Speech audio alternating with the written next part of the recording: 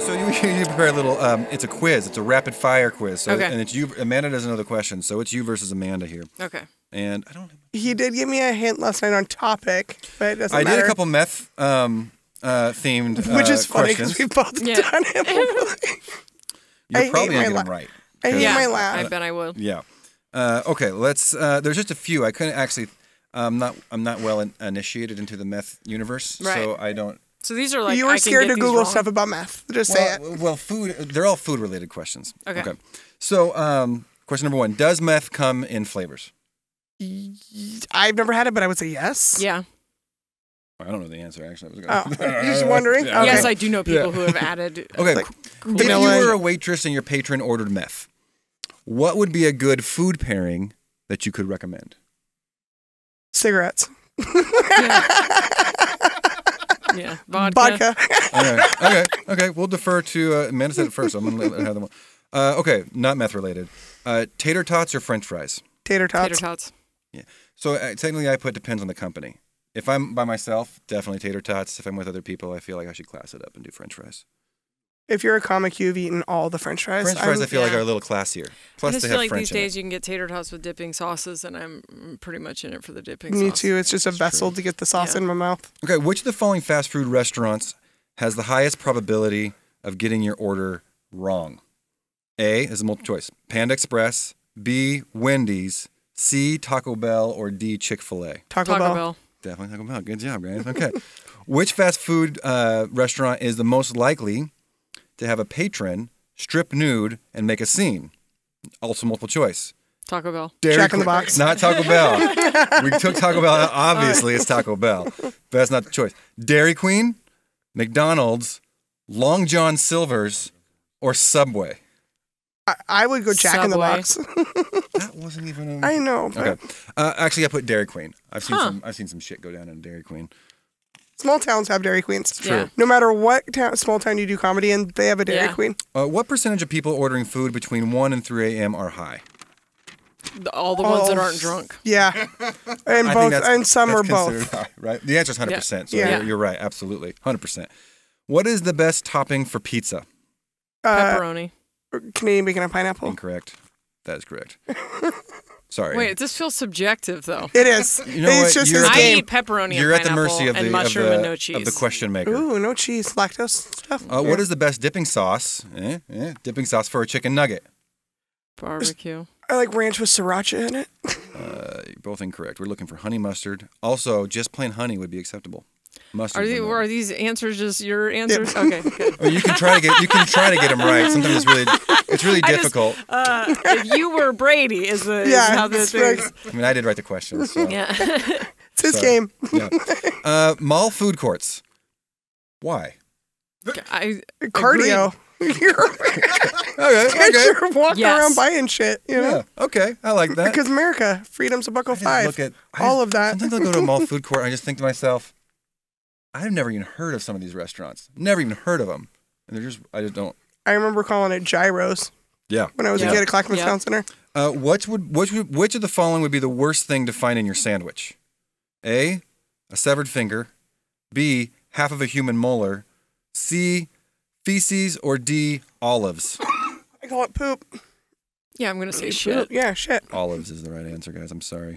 Olives would be the worst thing to You're a find in your weird dude. sandwich. Well, yeah. I mean, I don't like olives I'm either, making you but, sandwiches next time you come over. Okay. just slightly more than shit. Okay. What about if they ate olives before they shit? Yeah. And there's no way to Listen, know they that. both make me throw up. So Those I don't know. pimentos There's aren't no going to real difference digest. there. They're so He's gonna like, see 'em. who put olives on my teeth and poop sandwich? Right. Yeah. You get it. Okay, it's I raining. ordered sourdough. It's raining tater tots. Do you A, try one, or B, freak out and stay the hell away from that? I just lay on my back and open my mouth. Yeah. I'm trying more than one. I think the answer is you stay away from that. If it's raining tater tots, that's really weird. Nom, nom, nom, nom, nom. I don't know where they've been. Would you rather? Oh, this is a would you rather. They came question. from God. Would you? Don't look a gift horse in the mouth. Yeah. Would you rather have all taste sensation removed, or have all taste sensation heightened to the point that every bite you take requires an audible pleasure sound. I dated that guy. Like, but you have to do it every time. I would like, if I could live without food, because I've had all of it. I've had all the food, and I have been a fat kid off and on my whole life. Just take it away. You can take it, yeah. Just take it away. Take it tomorrow. I'm making the pleasure sounds. That's what I would do. I feel like, that would food get so much. That sounds like in the way of a lot of things. I mean, no one's gonna invite you over their house ever again. Yeah. And like people's kids couldn't play with my kids anymore, probably. But that's all right. Would you rather eat an entire apple or an entire orange? Well, this is getting wild. It's getting crazy. Orange. Well, I mean, it depends on the apple. It does? Are we talking about Fiji's in December? Or galas in spring. I mean, you could pick an apple if you want. I'll take it orange. I didn't think that hard into the question. You told me I can't eat apples anymore unless they're cut up. You can't eat apples. You need to cut them up. Dogs or cats? Cats. Cats. This is a food podcast, so we're talking about eating them. Cats. Probably still, yeah. Cats, really? Chickeny, probably. Okay. No, the right answer is dogs, guys. I'm sorry. Dogs are eaten, so cats. I don't know. Are cats eaten anywhere? Cats. If I've been there. Does any weird culture eat cats? Yeah, in China they eat dogs and cats. And cats. Yeah. I didn't know that. It's really sad. Yeah, those. The answer's still dogs. Videos crack me up or make me sad. What is the funniest? It's really sad. I love watching them laughing. Last question. What is the funniest food to eat right before dental cleaning? Oh, I can't wait to see what your answer is. You gotta try to. Cheetos. It is puffy Cheetos. Have I told you my puffy Cheetos story? No, but I just thought they like gather up in the room? Specifically, puffy Cheetos is the one. I had a kid come in and he was a like a teenager, just a smart ass piece of crap teenager. Yeah. And he came in and he opened his mouth and it was just orange puffy Cheetos. Oh, that's everywhere. Pretty funny. On purpose? No, you did it to be funny. Yeah. And I couldn't help but laugh. I was like, that's pretty good, actually. Yeah. Go brush your teeth. Yeah. You're gross. But it made me laugh. And he was trying to make me laugh, and I appreciated that. Do you know that I brush my teeth in your bathroom every time I go in before you see me, except for that one time that I was running late and you were going to grind them down anyway, and I ate Burger Bill? I think everybody does that. Then I apologize. People always apologize when I'm trying to brush my teeth. Well, you're going to get in my mouth. It's weird. Like, you're going to judge me. So let's pick up where we left off, because we were talking about some cool stuff with Jessa. Where were we at with you? We were at teeth, meth. Yes. And then you cleaned up. And then you got married again. I got clean. It wasn't a big deal. And that seemed easy for you. It was. I don't want to put words in your mouth, but it's the way you've talked about it seems like no big deal. My experience with meth addiction was I left society so that I could heal the broken parts of myself. And once that process was done, I just was like, I think it was, I never tried to get clean. I never hated myself for using drugs. Yeah. Everyone else was like so and I was immersed in this lifestyle. Like my whole life was meth. And I had no intentions, loved it. I had no intentions of ever quitting. I saw awful, violent things. I've slept outside because I had nowhere to go. I've had bad, dark things happen to me and, violent things happen to me. And I just always felt like this is part of the lifestyle that I have chosen. And there were dudes that would get high and then go to detox. And I was like, give me your drugs. You're wasting them. I did not want to get clean. And when other people would like glorify their old life, I'm like, it's terrible out there. It's terrible. It's just a rat race and everybody's doing things that aren't making them happy because that's what they are told to do. And we are so lucky to get to live outside of society. And I think a lot of addicts feel that way. You know what's weird? I get that. I feel like I can understand. Like I mean, obviously, I'd rather. No, keep going. You're right. Yeah. Like a lot of people get that. But I can see. So I don't know if you guys are Marvel fans, but like in the last Marvel movie, you guys see the last Marvel movie? Mm-hmm. Okay, so Thanos is this big bad guy, and he's going to kill half the universe. Yeah. Right? So he's going to snap his fingers. He wants to get all his powers, so he can kill half the universe, right? Because they're eating up all the resources, right? Right. And he's doing it in his mind, as a noble gesture, right? I'm the only one who can do this, and I kind of feel like I get that. Like that, it almost makes it like a form of nobility. But I get what you're saying, where it's like, why do we have to conform and do all this bullshit? There are times where like I'm in the rat race. I feel like I'm in the rat race, and I feel like I would love, and the whole reason you want to do the rat race is so you can go chill out and do nothing. When I'm really tired Right? on my way to I felt work like in the people were morning, robots is what I called people. I'm Yeah. jealous of people sleeping in tents, the homeless people. Yeah. Like, I'm so tired in the morning because I have to be there at like 7. I'll see them sleeping in tents, and I love tent sleep, group camping, warm body, cold face. And I think, fuck, dude, I just want to be in a tent right You're now. just Like, doing whatever you want. you Yeah. just like, you don't have to get up and go to work and sell somebody a server or like whatever, like, you know, so you can have money to do gigs to do this thing. But I mean, you wake up after a while. But yeah, I fantasized about that. So I just didn't, I was doing what I wanted to do. I don't relate with anything but food. I don't relate to the desperation part of addiction. I never did drugs or alcohol against my will. Yeah. I wanted to be doing it. And then I was leaving Portland, just because I was in a relationship that was bad. And I was moving to Delaware, and I had facilitated having meth sent to Delaware. And I was on the plane. So this is different than in Methis because this didn't work on stage. But I was, it was shortly after the sister's bathroom thing. Yeah. And I was on the plane and was just like kind of playing the tape forward and was like, I'm just going to get ripped off. People are going to say that they're sending me meth and then not send it. That was my first thought. Even if I do get it, I'm just going to be high by myself in Delaware. I'll just quit.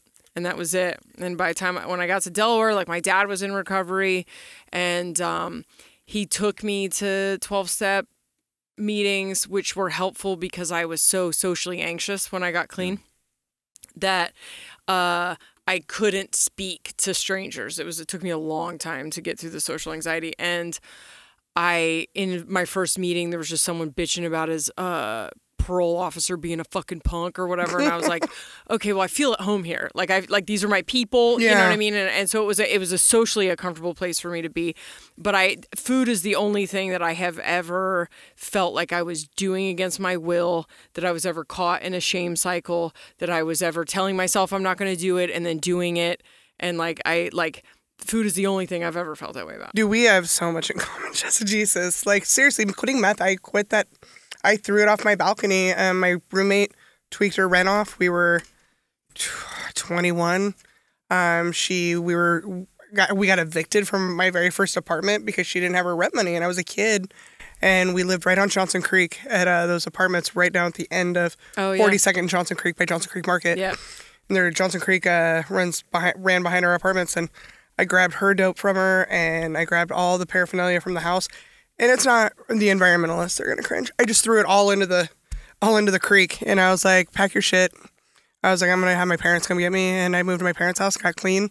It was like walking through water for a couple weeks. You're tired. Yeah. Sleep is amazing. You get up, you eat, you sleep. You get up, you eat, you sleep.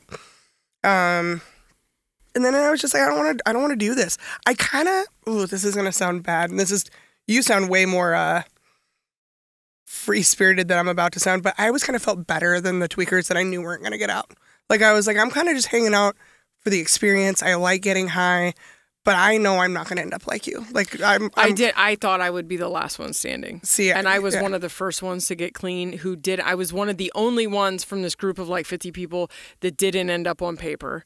That didn't end up. Yeah, I've never been arrested. Yeah, I would have assumed no misdemeanors. No, I did get a misdemeanor criminal trespass, which I ended up telling the story on the Burtcast, and then later was like, did I just confess to? That's funny.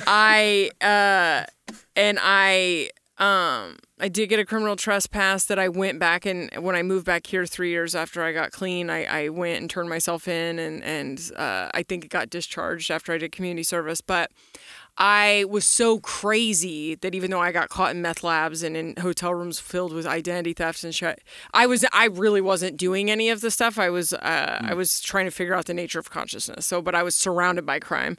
But you had a goal the whole time. Good for you. Yeah, no, I was healing, and I was looking for the curtain. That's it. The entire time I was on drugs, I was just trying to find the curtain.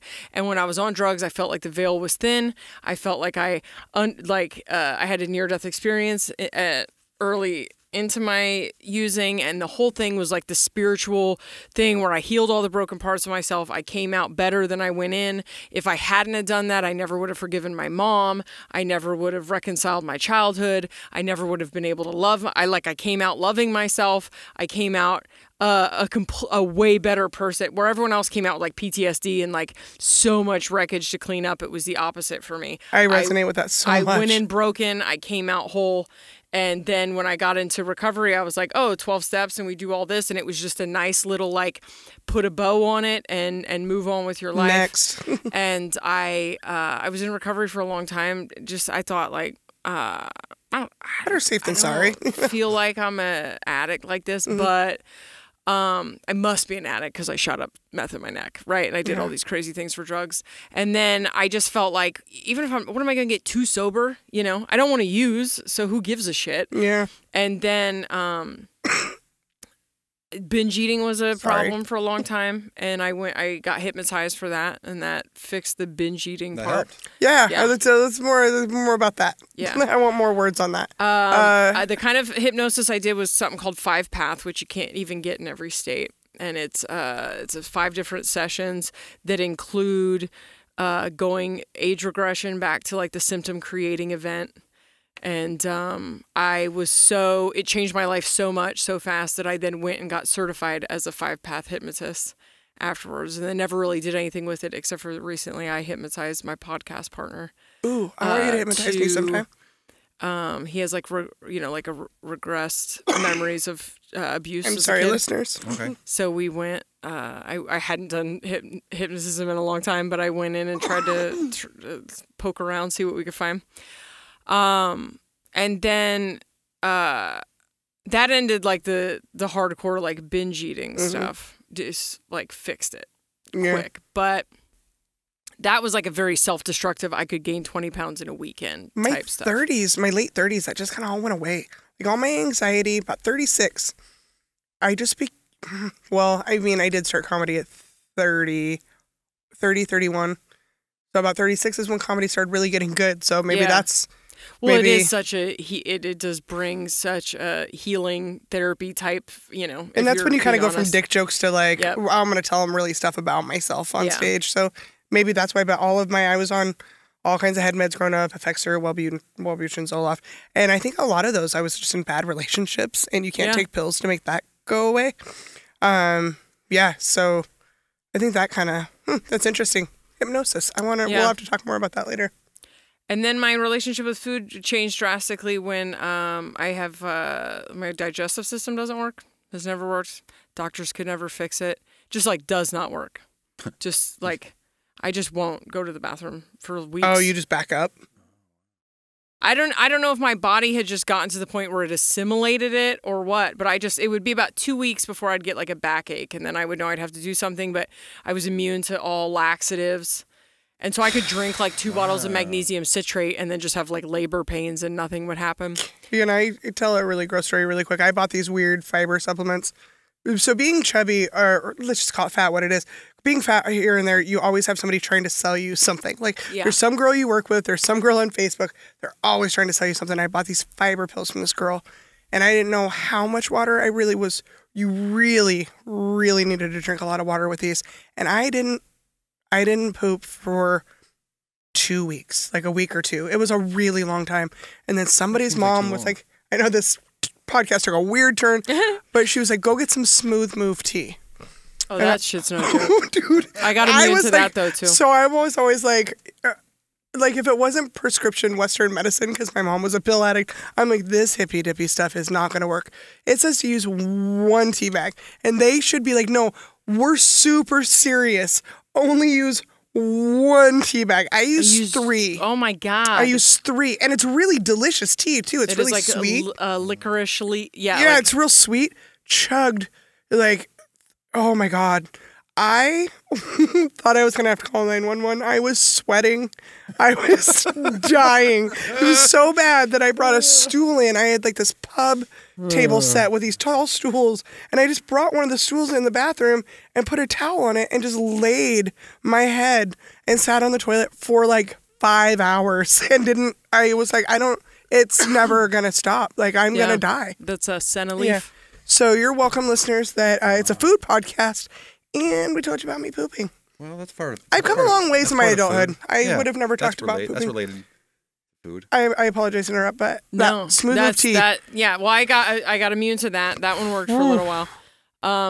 I did an elimination diet in 2011. Whole 30 or no, I just quit everything that was not a still just vegetable like or a me meat. on Google, and then slowly added things back and found out that it was gluten and dairy protein. So, the dairy has sugar, protein, and fat. As being in the restaurant business, people talk shit about. She says she can't have dairy, but she can have butter, and it's like, yeah, asshole, because it's fat. Yeah. It's nobody's allergic to the fat. Very few people are sensitive to the fat. The sugar, people who are like lactose intolerant, is the protein, which is like primarily in cheese. There's like. Because I've cheated in every way possible to figure out what I can and cannot have, and it's like I can have Parmesan, and I can have like heavy cream or half and half, Okay. but I don't. But I can't have any other cheeses, and gluten now is like not that big a deal because there's gluten-free food that isn't like that super high glycemic bullshit. We want to before. cover some of that later, or I do. Yeah. I'd like to like gluten-free desserts. Their Udi's has just changed the game. The bread, I got to pay $10 for a loaf that lasts 3 days because my kids are also gluten-free. Oh, okay. And pretty much everyone in my family is gluten-free. My sister's, one got rid of her eczema with it. One got rid of her psoriasis with it. My husband's psoriasis went away. I agree 100%. I totally agree. I did Whole30 for 45 days, and I felt like I was on speed. Like after 2 weeks, not eating bread or sugar, I felt phenomenal. And then I went on the road for like 2 weeks, and it just slowly but surely you just start dink, eating stuff again, but no alcohol, no sugar, no bread for 45 days. I felt amazing. Yeah. Like, so I started good. to look at it as fuel. This is it. What I'm putting in my body is fuel. I stopped trying to lose weight. I stopped thinking about losing weight. I stopped worrying about what my body looks like. What does my body feel like? Yeah. If I put this into my body, what am I going to feel like afterwards? Because what else matters? I mean, honestly, if you're only looking at it as fuel, yeah, it's going to taste good. I eat so fast that it doesn't matter how good it tastes. Am I going to feel sluggish afterwards? When I was young, I used to think I had chronic fatigue, and it was just I ate too much sugar, and my body was just, my body spent all of its energy trying to, after that initial sugar high, trying to process all this food that my body isn't meant to have.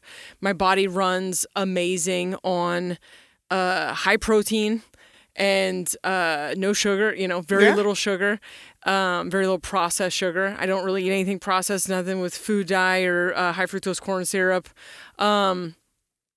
But I just go by what am I going to feel like after I eat this? Yeah. And I know what foods are going to make my stomach swell up. Because even things with like anything with like a lot of oil in it is going to make my stomach swell up. And so like now I'm just motivated by what I'm going to feel like afterwards. And I know that if I'm constantly eating things that make me feel bad for hours afterwards, that's just deteriorating my body. Yeah. Wouldn't it be amazing if, as Americans, let's just narrow it down to our country, ate for that purpose?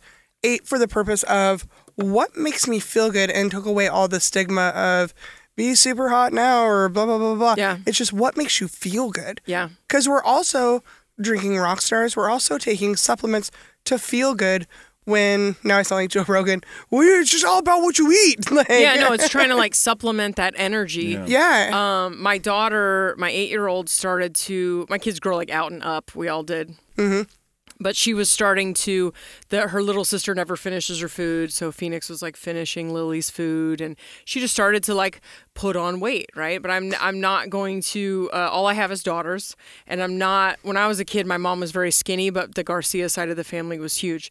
And so she was telling me from the time I was tiny that I was going to be fat, and I was going to struggle with weight my whole life. And I look back at pictures when I thought I was over, because I've been like overweight, but I was looking at pictures from then. I had body dysmorphia as a little kid. I had this idea in my head and this obsession, and it set me on this path of so much of my life was consumed worrying about what I look like, worrying about my weight. Yeah. And I don't think about it at all now, and I'm not putting that into my kid's head. And so, but I Which awesome, by the way. I just want to commend you for that. That's huge. Thank you.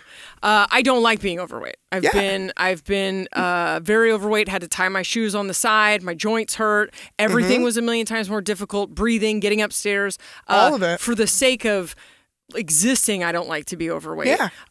Outside of what I look like, because you lose your teeth in your 20s.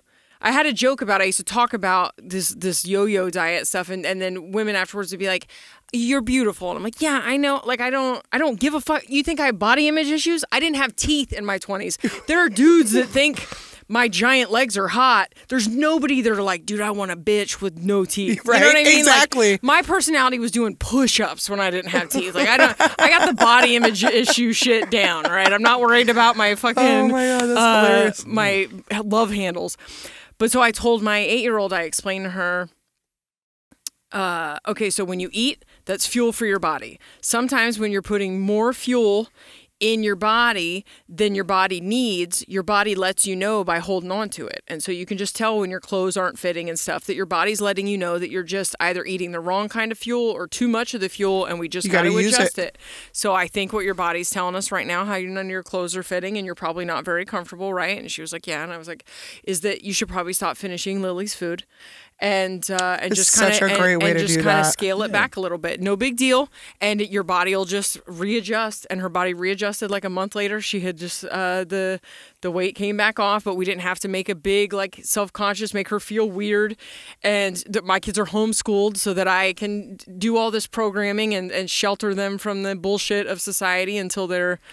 You're forced to be a part of it. Yeah, until they've already developed around 7, you develop like a critical factor where you're not as programmed by society. My mom was 5'10" and thin. My dad 5'5", built more like me. But I still at 39 will walk by if I'm in a fatter phase than normal, I will walk by a window or a mirror and I will hear. This is like, it's not a woe is me thing. It's just something that I remember. My mom saying, "Oh, baby, you're not fat this way, going front to back. No, you're not fat this way from left to right. You're fat this way from front to back, meaning I'm thick this way." Yeah. And I still think about that. So those things that people are saying to their kids, one small comment. It's not like she said that to me multiple times. She said it once. Yeah. When I was like 8. And I still remember that. So you taking that time to make sure that you're really choosing those words. It's a really clever way to put that. It is a really clever way. It's a really clever way to do that because you're addressing health. Right. You're addressing health. Exactly. Because even parents who have good intentions who are addressing health, they do it in a way that sounds like they're addressing body image. The body, right? Yeah. So like I date really women clever. and I'm not attracted to skinny women. Yeah. So it's just not it's not it's not a preference thing. It's about raising a healthy human being. Yeah, I don't mentally and physically. Right. And so I just don't I spent a lot of time though when I was young, like obsessively wishing I had a skinny body. You know what I mean? Absolutely. And like then I got older and then was like, I'm not even attracted to this body. Why do I think I want this? I talk about this a lot on stage right now. Yeah, and it's like it's because that was pumped into my head that's right and I'm wrong. That's right and I'm wrong. It's our age range too. I'm 39. You said you're 41, 42. Yeah. It was the height of it. Like it was the height of the Alyssa Milano, Fiona Apple, that heroin chic. From a male perspective, I mean, I feel like there's so many different body types that men or women are into. Yeah. Absolutely. There's no body type out there that someone else wouldn't would. I mean, everything is there's on the table. Everything's on the table, right? Yeah. And I think what mostly it's about is health. Yeah. People are definitely repelled by unhealthy. Yeah. Right? Yeah. If someone's not healthy, I don't want, no one wants a sickly human being, right? Right. Yeah. If they're sick. But someone who's bigger, that's not, for a lot of guys, that's not a. No, it was interesting doing that. I don't know if we were recording yet, but I shot a scene and if I did say what show that is, we need to cut that out because my NDA is still there.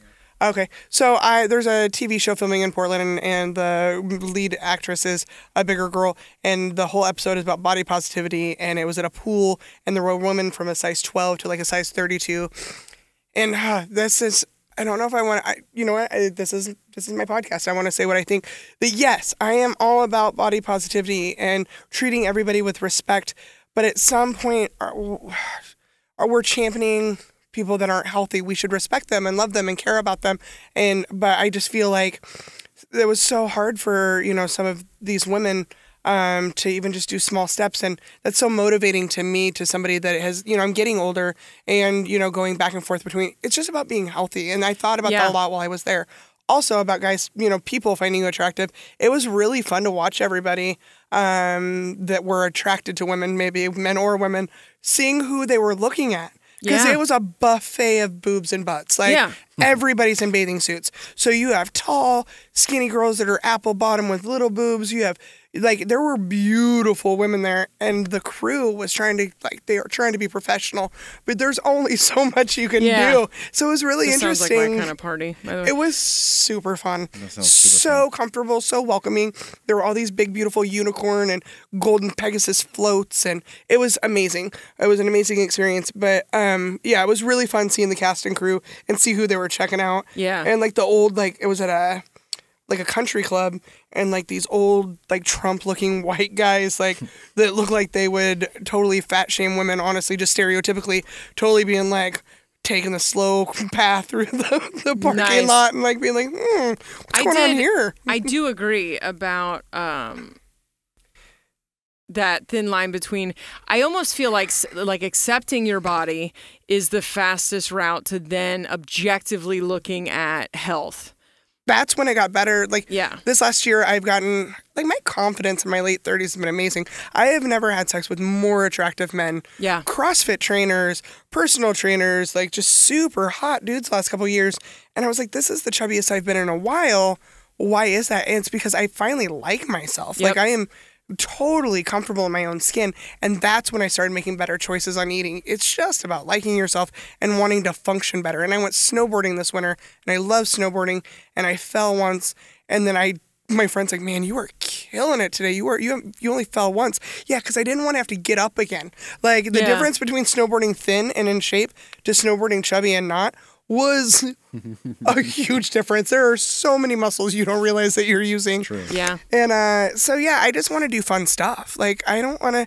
How many times have you seen old people on the Rascals on the bus or in that aren't obese? Those people are all. Yeah. And no, I'm this not was fat a shaming. huge thing Please, for me. my listeners know that I'm not fat shaming. Please go to my Facebook page, go to my Instagram. I'm fat right now, but I'm just saying that we need to put more focus on health instead of health. It's not what people look like. Or I think it's the trying to get, I was just having this conversation with my dad. When I was trying to be thin or, thinner. Yeah. This is thin for me. In order to, because of what I look like, I didn't care enough, I guess. I don't know. Or it was easy for me to get lost in this shame spiral of eating anyway. I would get to a restaurant and then just obsess over whatever deep fried breaded thing I wanted to eat. And then I would be miserable at the meal if I didn't get to eat it. And if I did eat it, then I would go home and feel terrible afterwards. And I was, because I can gain weight very fast. And I would do Atkins. I did Atkins till my fucking hair fell out.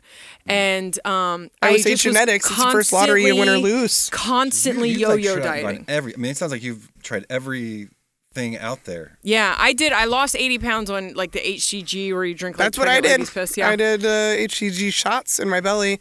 I did the homeopathic and I kept it off, and because that's when I did and then I tried. What does HCG stand? I don't know what that is. It's a human. Go ahead. It's the hormone that's in women's. Your body releases it when you first get pregnant, so that you can live off of your fat stores without metabolizing any muscle. Which I think the reason that your body does this is so that whatever. This is what they say. So it could be bullshit. It was outrageously expensive. Yeah. So I did the homeopathic drops. Oh, I did didn't the even do shots in the belly. Yeah. I had great success with the homeopathic. I love a lot of that hippie shit. But so your body just burns through fat, but then you have to go on a 500 calorie diet, and your body just metabolizes fat. And you do a shot of apple cider vinegar and a shot of lemon juice every morning. And you know what? That is one thing I've kept when I'm on my game. I'm not going to say I do it all the time. I'm a comic. I'm kind of a fuck up. But when I'm really eating clean, I noticed that if I do a shot of apple cider vinegar in the morning, it really does help with your gut flora, and I feel like I digest things a little bit better. Yeah, interesting. There's a lot of information on that. It helps with gallbladder pain so I'm so sturdy. Nothing hurts. I feel like if something hurt Knock on wood. Well, I did have this really super hot guy that was a personal trainer give me sciatica this summer, but Ooh. you get what you get. Yeah. But other than that, nothing like hurts on me, and that's the fear, is that I'm like, what if something, like I just kind of cruise through these fat phases, and I'm like, stuff's still easy. I can still run if I have to. Like, I'm very athletic. It's just like, if something hurt more, maybe like, but I don't want that to happen either. Yeah. For like gallbladder pain, I don't know what that feels drink like. Gelatin is a game changer. Gelatin is bananas. What? Elaborate on that, please. For hair and nails. Grass-fed gelatin, I just pour it into a glass, pour water and drink it. It's a powder. Not like Jell-O, but like, it's a powder, right? Beef gelatin. So it's just basically you're drinking straight Bone marrow. straight collagen. Yeah. So you could take collagen pills, but your body has to break those down, so then it's Yeah. not collagen anymore. It's just a bunch of isolated proteins. I stopped doing it. I did it in my early 30s and did not age. And then didn't Where start do you aging buy until like it? a year or two ago. I buy it on Amazon. It's like Great Lakes or something.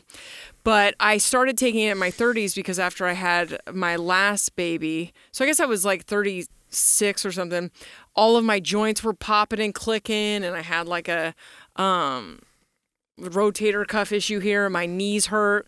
And so I started in one of the home birth groups or whatever, was like, what do you guys take? Because I can't take that chondroitin shit, makes my stomach hurt. And so burps on that are they were super like gross, too. gelatin. And I started taking gelatin, and my joints were better in like a week. It's bananas. Does it help with your skin and hair too? And then my hair, so I just had an issue with my hair, so I started taking the gelatin again, and then was like, it just fills your face in. Ooh, I have a wrinkle that's starting right here, and I'm fills- real bummed about it. Yeah, this was like, I was starting to get this is getting real deep, and then just it fills it in, and it's like shiny, and all of it's like, Ooh. it's crazy, but none of my joints click now. It's a little bit gross. Yeah, I mean, it's gelatin, Tastes whatever. gross. It's just if you think about it, because it's just like ground up beef bones or whatever. And then the other like absolute go-to is magnesium powder. Really? Not the pills. It's called like Calm. Restless leg syndrome, I've used it for any type of muscle pain. I was starting to have I don't know if it was fibromyalgia or what, but I was having a weird bladder issue, I was like tired all the time. I was getting nauseous after meals. And then I started having this crazy nerve pain, like someone was trying to pry my knees off with an ice pick. And this came like out of one symptom after another. And I was like, dude, what is the 40s just coming with a vengeance? And I was like a week into magnesium, and all of the symptoms went away. I think we are so severely magnesium deficient because there's none in the soil. There's very little in the soil. Our water's filtered. Yeah. You know? And it helps you sleep. It helps your brain. I've been looking at supplements. I'm going to try it. Yeah, magnesium powder and gelatin are my See, it's are turned my up two- being a You do it every food day? podcast. Every day?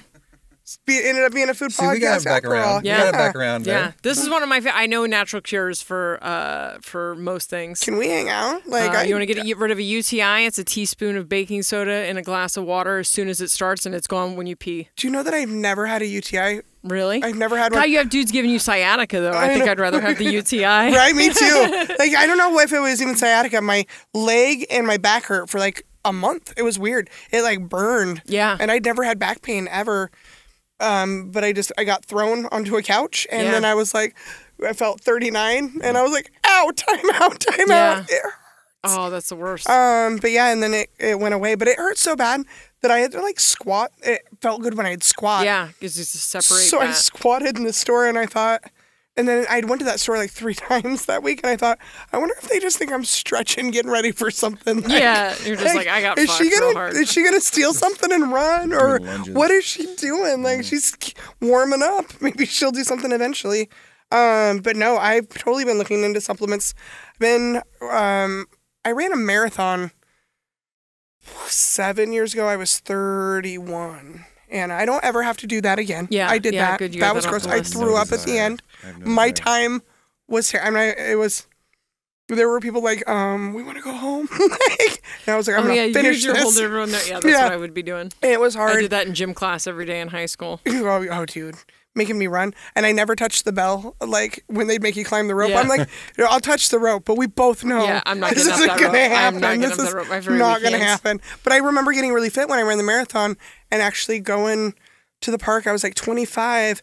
And, swing set has the 2 things. And my friend, I watched her go up it. And I was like, I feel like I could do that. And doing that and being like, oh my God, I'm 25 and this is the first time I've ever lifted my own body weight. This is amazing.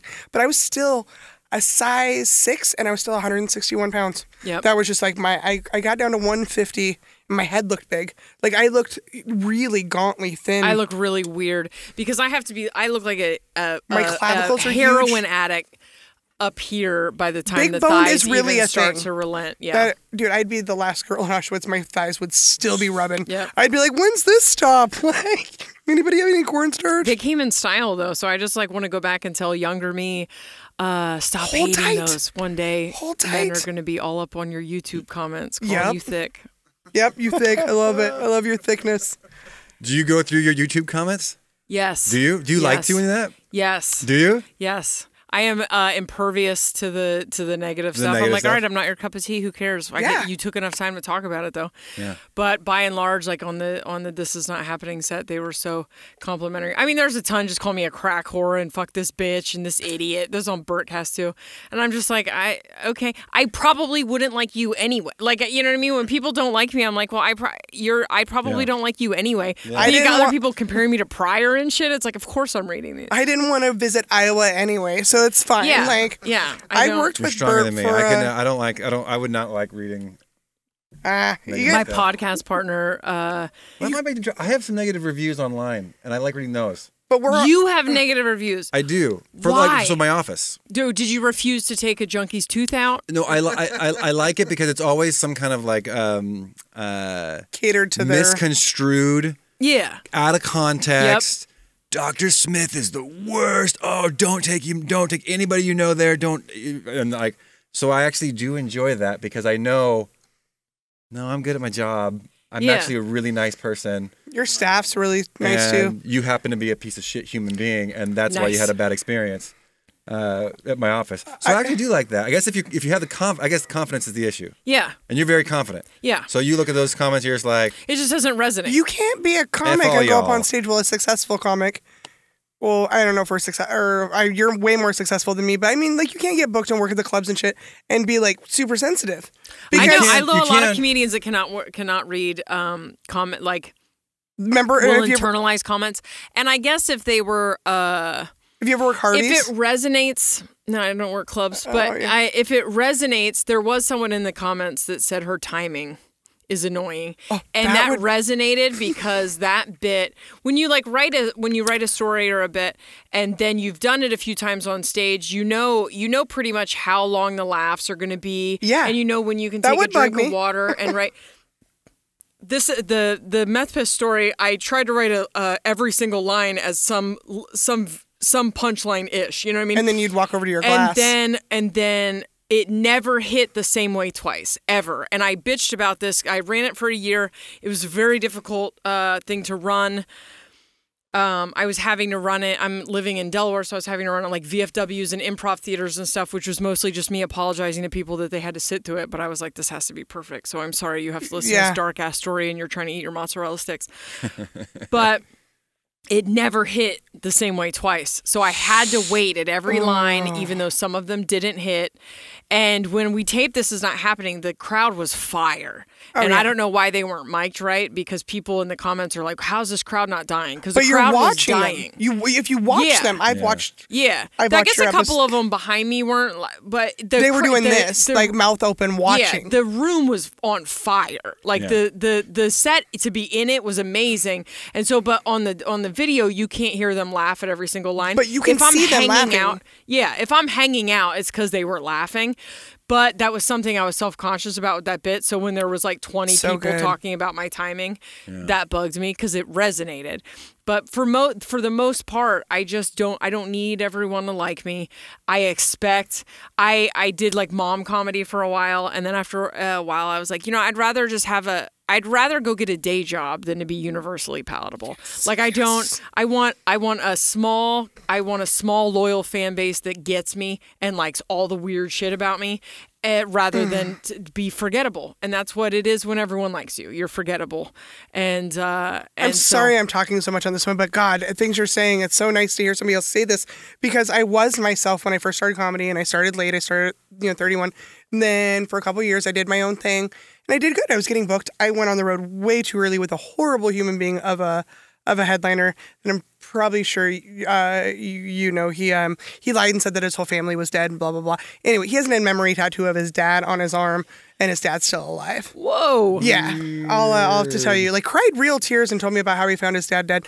Lied to the whole scene for like 13 years. But I went on the road with him for like a year or two.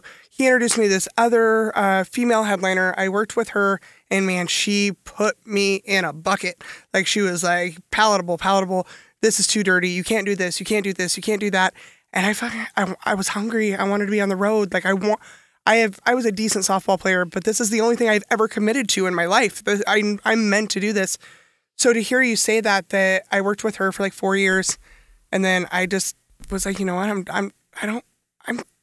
I'm as good as you now. Like, you're. I want to hear you name names after the podcast. Yeah, yeah. She's a horrible human being, but I hope she listens to the podcast. But she did a lot for me, taught me a lot of valuable things. I will say that. But then after I got rid of this fear that I was never going to get booked again because I wasn't following these golden rules that this person had told me, and really started just being myself on stage. That's when I started getting booked at Helium. That's when I started getting headlining gigs. That's when I, really started to get booked. So there is something about saying, you know what, this is what I'm doing and this is who I am. So I need you to either like it or not. If you don't like it, I'm going to find somebody that does. And I really respect that about you. I've watched Here This Isn't Happening special 4 or 5 times. I'm a creeper. Wow, thank you. It's weird so I grew up watching comedy. My parents were huge stand-up fans. I remember watching Eddie Murphy when I was 7 or 8. Same. And my parents were laughing and crying because I didn't get the joke. I don't know. My mom's like, I'm not going to explain it to you. Figure it out. And then I wanted to be in the talent show in the 3rd grade. I wanted to sing. And my mom's like, you can't sing or dance. And she wrote me jokes. And I did 3 minutes. Never did it again. But so I grew up watching. Howie Mandel was my favorite comic. This Isn't Happening is amazing if you guys haven't seen it. Howie came back for a minute. He got so weird. He was all his weird hand gestures and the way he flirts with the audience with his face is something that I practiced in the mirror as a kid. So if you haven't seen that one, you should watch it. It's great. But anyway, I worked with Steve Renazisi at Helium, and he said, you're an amazing storyteller. You should try to be on This Isn't Happening. And that's all he said. And I was like, I'm hosting at Helium. I don't know how to do this. And then it got canceled, and then it came back. And then when I found it came back, I saw you got on it, and I was like, fuck yes, finally somebody that's, I don't know, from my world, kind of. So I was really happy to see you on it. Yeah, I'm so grateful for that show to have existed because there was no other way. I knew. It was all over Facebook when you were in my feed, and I was like, ooh. So I followed This Isn't Happening page because I didn't know it was back. And then I was like, this is going to be good. And then I watched it, and I watched it the night that it came out, and I'm really happy for you. Thank you very much. You're welcome. Yeah. I don't have anything all right. else. You've been great. Thank you. It's been super fun. It's hot in here. Do you have anything that you have coming up that you want to put out there at all? Anything? How people can know about you? MormonandtheMethhead.com. Okay. And that's got all our tour dates and tour everything dates else. We're all over. MormonandtheMethhead.com. We're here this week. Cool. And then also the podcast started at the beginning. How often are you publishing episodes? We put an episode on the regular podcast once a week, and then every other week we do a Patreon episode. Awesome. Okay. Fantastic. Okay. Thank you so much for coming. Thank you for being here. Thank you very much. Awesome. Yay.